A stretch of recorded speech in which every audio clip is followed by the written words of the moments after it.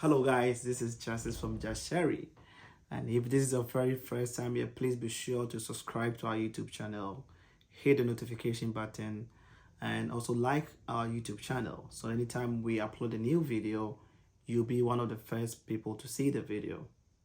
Today we are here to talk about quick tips on how to prepare yourself as a first-time home buyer as you decide to go for open houses. For me personally, I believe that open houses is the fun part of the house buying process. It's like going to a car dealership. You get the opportunity to try which one will work best for you depending on your needs, your family size, and how you want to enjoy your new home. So as a first-time home buyer, normally the open house is being done by the realtor of the seller. And as a first-time home buyer, you may also have a realtor who can do this arrangement for you to visit this house. But I always say that before you even go for an open house, there are a few things that you have to do. One, you may by this time have your pre-approval letter.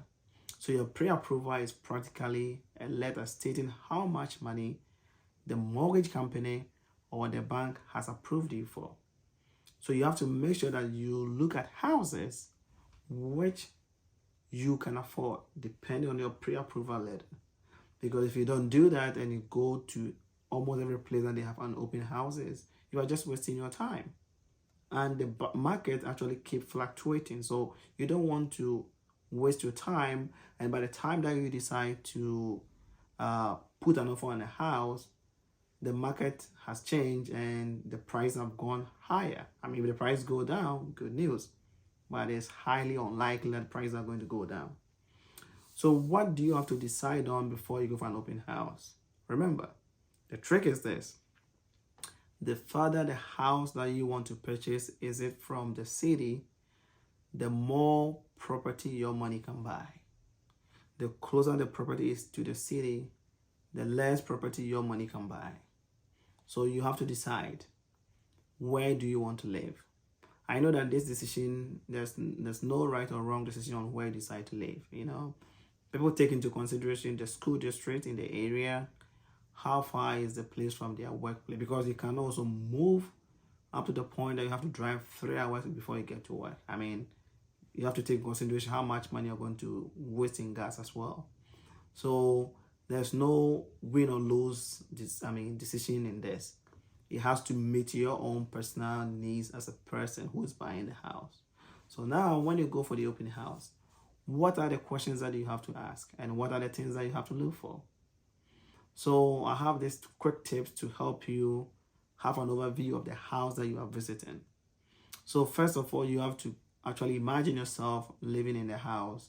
Imagine yourself putting your properties in the house, where to fix your TV, where to fix all portrait, and imagine a place where you use as your master bedroom, your children's bedroom, and visitors or guest room.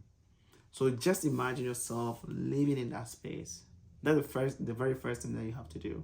And if you are convinced that, oh, you know what, this house might be able to meet my needs, then these are the questions that you have to ask. Ask, when was the house built? That is very important.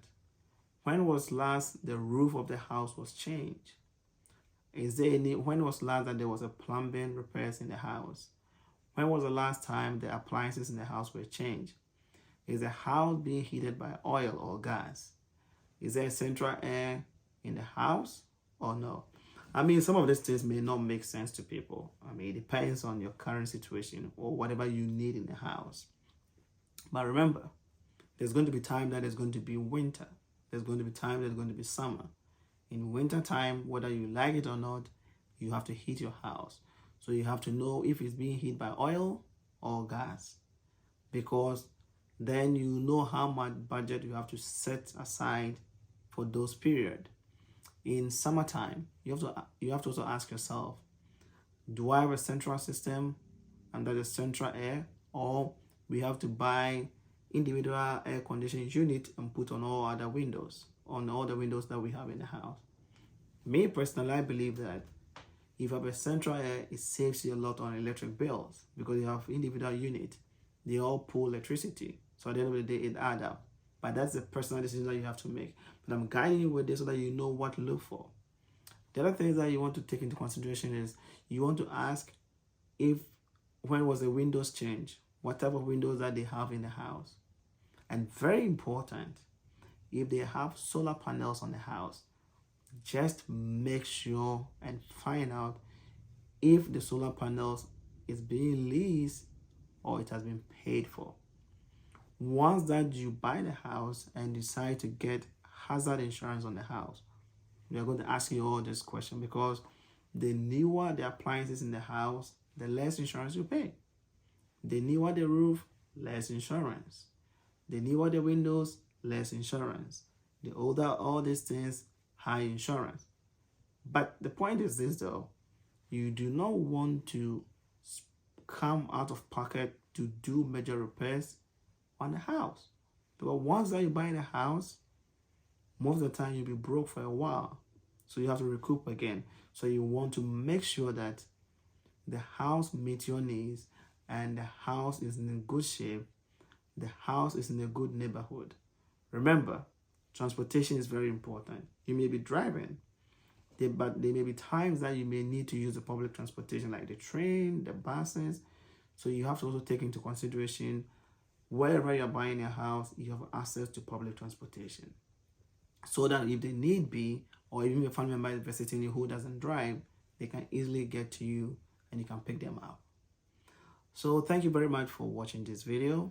And as I said from the beginning, if this is your very first time watching my YouTube channel, please be sure to subscribe, like my YouTube channel, hit the notification button, and until we meet again, cheers guys.